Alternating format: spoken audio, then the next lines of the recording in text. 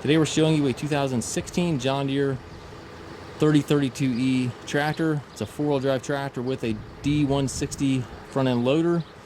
Tractor is 31 horsepower. The loader is plumbed to operate a grapple, so the hydraulic connections are right here.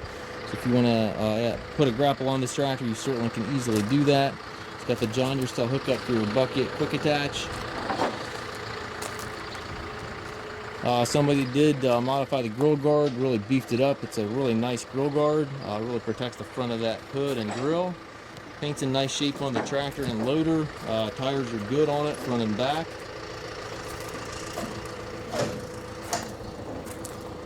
.540 PTO, 3-point hitch with top link.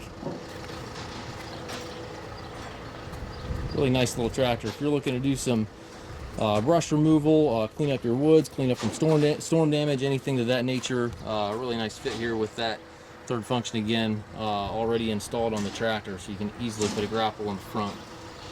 PTO 3-point to the right, high-low range lever for your transmission here to the left. Also your four-wheel drive engagement right here on this black lever here, and then your forward reverse pedals with your hydrostat transmission over there to the right. We do take trades. We also offer low rate financing for qualified customers.